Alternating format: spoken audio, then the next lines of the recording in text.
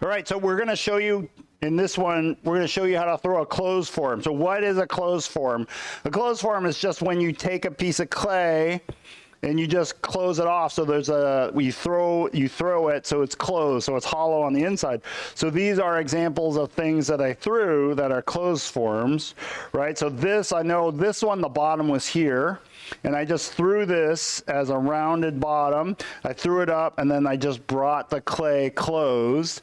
And these ones, and I kind of was thinking of these guys like rocks, like river rocks, or in Japanese culture, there's this game called Go, and they play with these like very disc-like rounded objects on a board. And I was also thinking about that, and then I fired these. These are shiny because I burnished them, and that's something completely different. This is not a glaze on here. It's just pure clay, and I burnished them to make them shiny, and that's where you're just rubbing the surface and compressing the surface so that it just becomes shiny like this.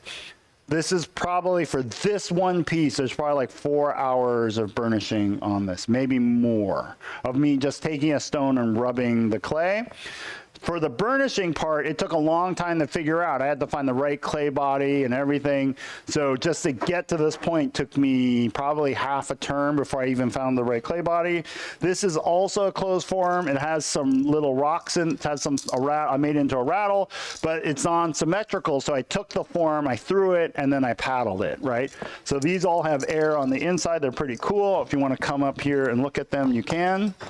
All right, so let's throw one. They're all thrown.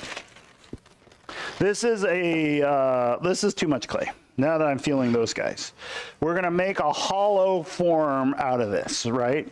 So there's a few tricks. It's a little bit like throwing a vase or a bottle. It's more like throwing a bottle, but there's a couple tricks along the way. So we will do those. The amount of clay that you need to start with is different, because then you're like a cup or something, because you need to make a form that goes out the bottom, and then that form needs to close all the way back in, right? So it's a little bit different than just throwing a cup or something, because normally we don't have to account for the going back in part, right? So here we go, throwing a closed form. So here we go. So here. So I probably made 50 or 60 of those forms. Each one was burnished, I don't know, maybe 30, but probably all told about 60, because if you count all the experiments and different, I made little itty bitty guys, right? It was a long time. All right, so that's centered. We're gonna push this down. So I do need clay to go out and back in, right? So if you look at those forms, right, they have a rounded bottom. So I'll go down, woohoo, down like normal, but I'll open straight for a little bit to create one of those. Let's just make sure. Yeah, that's okay. It's a little thick. I'm not gonna trim a foot on there so I can go a little bit thinner, but as I open, I'm gonna raise up a little bit. Why? Because I wanted it to have a rounded bottom, to be symmetrical, right? Top and bottom, have a rounded top, rounded bottom. So as I was opening, I would raise up and leave more clay behind so I can trim the roundness into there. So I'll just do that again, right? So I'm already going up, going up, going up, going up, going up, going up. So you can see here, let's get closer on this. You can see here that you see that this is thinner, this is getting thicker as I go out, like that, and then I will start raising this up, right? So, let's smooth this out just so we can get a good look at it, right? Even though we're not ever gonna see the inside again, we're gonna smooth this out. Now, depending on what you want, if you want a flat bottom closed form, you just throw this flat, walls, whatever. But I wanted these kind of symmetrical rock things that didn't really have a top or bottom. So now I just throw a cylinder like that, right? I can have the cylinder going inward if I want to, because I am gonna have to close it off eventually. I'm feeling like I need to bring it in just a little. Luckily for this, nobody cares if they're kind of heavy or not, right? Because they're hollow and they look like rocks or whatever, that they always feel light. They're shockingly light, right, when you pick them up, because they look solid. right? So you don't have to go too crazy about your thickness, thinness, especially at the beginning. I think there's a tendency to throw these too thin, right? So I'm not trying to throw this like crazy thin up here, right? That makes sense? So I'll throw it one more time, just raise it up. Woo-hoo! All right, so that's it for this cylinder. Right? All right, so now I have to think, what kind of cylinder do I want? What do I want? I'm probably gonna push this out a little to bulk it out. Ooh. I gotta remember to clean up all the water first. And then I will clean up the inside outside because that's just my practice, right? Like that, scraping off all the water from the inside and outside like that. There we go. Now we're going to work at, so the inside, if you look at the inside's pretty dry, not dry, but clean. We don't want to trap a lot of water in there, right? So we'll take it easy with that, right? And then I have to think about it. I may push this out just a little bit. So maybe let's do that. Let's just push this out a little. Right. Now we're going to start bringing this inward, right? Just like a bottle, we start coloring this inward like that. And you can see that now it's starting to close in, but this clay has to travel a pretty long ways, right? So oftentimes it's better to leave much more clay up here than you think you need, right? Because the sin is when you start bringing it in, you end up with a hole at the top and you can't bring it in any further. That's like the thing that beginners run into a lot, right? So this, and so I would always measure my clay, weigh it. How wide is this? How did I open? Did I leave it curved? Because I left it curved on the bottom, I left some clay behind that could have been gone to the walls to make it taller, right? So I throw that, and if this ends up too small or not enough clay or whatever, I would modify that, change the amount of clay. If I end up with too much clay up here, you just cut it off. That's fine. That's actually the best situation. So here I just keep collapsing it inward. It's a lot like throwing a vase or a bottle, right? You see that how it's starting to come inward, right? I still throw it like the way how I throw a normal bottle, right, or vase. I just keep bringing it inward. You notice that I'm throwing this inward, where if you watch me throwing a bottle, you notice that I'm much more not as casual as this. I'm just being super aggressive here, bringing it in, right? Because I do this thing where I collar it in, but there's no real space for me to do that, so I'm not doing that. This is a little bit thick, so I'm able to throw this part. I just made that whole part thinner. This part isn't looking great down here, the overall shape, but I'm gonna show you how to fix that in a second. So we're getting closer, right? We're getting closer, and you see that it looks like I have plenty of clay to bring it in, so I think we're doing good, right? And so I'm just gonna keep wetting this down. I'm gonna keep bringing this in, Now there's lots of different ways to close this off. I have seen from making a bunch of them.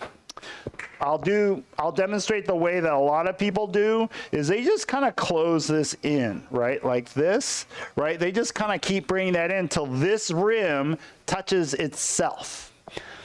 I have never liked that way because this is the weakest part of the whole thing. I used to get S-cracks there because if you feel that clay right there from the rim, that rim has been wet for a really long time. It's really soft clay and it makes like this little thing. It cracks there a lot. So instead of just closing that in like that, I do something a little different.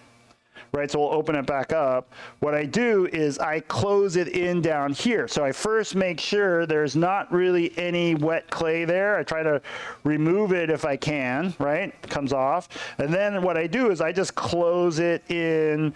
I'm gonna close it in down here. That makes sense. Rather than folding, you see the difference? Before I was folding this rim and that rim was going in and touching itself. This way I'm bringing the edges of this inward so that it's actually this vertical surface that are gonna touch. That clay there is a little bit more robust. And there's a couple different reasons for that. So you see that? It's a little bit like making a bottle. Right, I just made a bottle, but now I just keep closing it in, and I can even, if I'm worried that piece of clay there is too wet, I could just keep like scraping it off, right? Keep scraping off the wet clay, and I'll close it in, close it in. You see that, how it keeps closing in, keeps closing in. So there's gonna be a surface here that's closed, right? A kind of a length, right? That's closed eventually. You see that, how I do that? And then I will cut this off somewhere around here. Oh, I didn't do a very good job. So I'm just gonna go back down here and close more of it off. You see, I just grabbed some more and I just close it off. So I end up with this funky thing that's closed off like that. So hopefully that whole surface is now closed, right? There's more attachment point. That makes sense, more stuck together. Because this by far is the weakest things. You get this S crack here a lot. And then what I'm gonna do is, you'll notice me doing this a lot now, is that this is a closed space, right? There's outside air and inside air. This does not want to collapse anymore. It's like a balloon, right? That makes sense? So now I can start doing these interesting things to it, which I'll start doing now is, I don't want this blob on the outside. I can push the blob to the inside, which we'll do right now. So I just take I could probably do this with this kind of rib, but we didn't have these kind of ribs when I was doing these, like, oh my God, like 35 years ago or 30 years ago. So this is the best thing. So I don't actually, I'm sure we could do it with this rib, but this is how I used to do it. So you see I'm pushing that downward, and you'll see that, oh, the other trick is you have to have some thickness here, right? It cannot be weak. Here, you can't have almost run out of clay to do this, because I'm pushing down here. If you have almost run out of clay, this part will collapse. This part needs to be strong enough to sustain this. So I just push this down like that. And so what I'm doing is pushing that bit of clay that's sticking up. If you cut this open, now there's a blob of clay going down and in, but this attachment is way stronger than the other one, right? Where it just barely makes it, right? And then I just spend some time doing this, woohoo! And now it's still a closed form, right?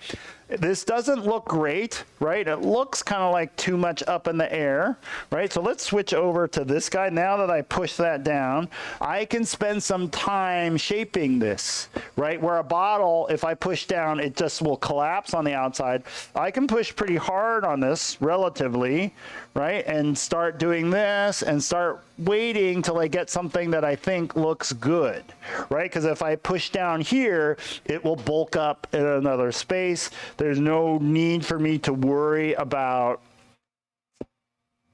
how it looks. So you see how it's really getting cleaned up really good, right? You see how it's starting to be nice and happy. And then I could just bring, if I feel like it's too wide, I could push this part in, right? You see how it's starting to kind of look like my little rock shape thing, right? If this is too tall, right? For me, the rock shape thing was very important to get this like halfway up, right? So that if it flipped over, so this may be too high. Ooh, I dug in. That was bad. So what happened there was I crossed the center on this. I'm not used to this tool up here. I'll go back to this one for here, right? And spend some time doing that and coming across. You see that, how it's starting to look like what I showed you earlier in my example, right? We're gonna do that for a little bit because I'm having a hard time getting that part looking good. Right, you guys see that? And so now that's basically my closed form. This is a first step of burnishing. You take a metal rib and you just spend some time getting that surface really nice and smooth. The problem is, we've all seen this. We've ribbed things before, got it smooth. This isn't shiny yet, right? You have to keep doing this.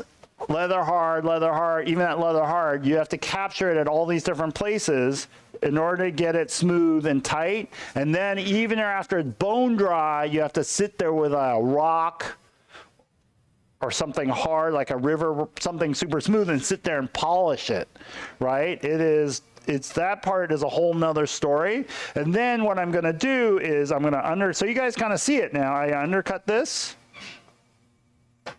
right?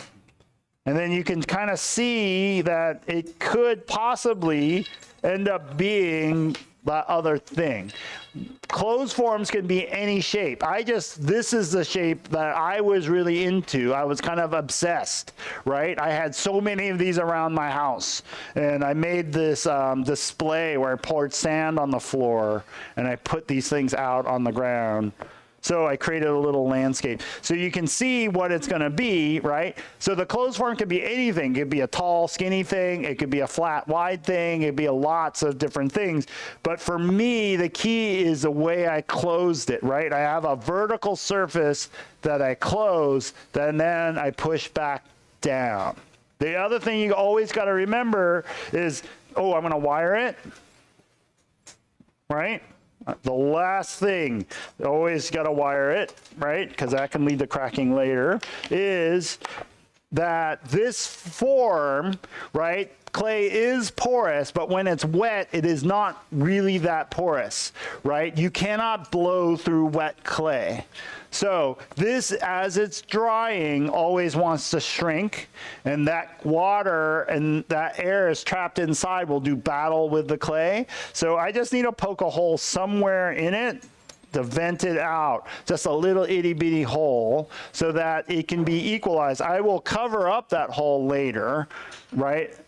I will cover up that hole later because I can always just smooth it out like that and the hole's gone. So I have to put another one in, right? And so that will, as it's drying, it actually shrinks a lot just from going to leather hard, right? And people say that you don't have to do it, but I experimented a lot with it, and I've left my hand on here when I didn't put a hole in it. I put a hole in it like that at leather hard and pulled it out, and I go psst, and I felt the thing shrink a little bit, kind of like a basketball.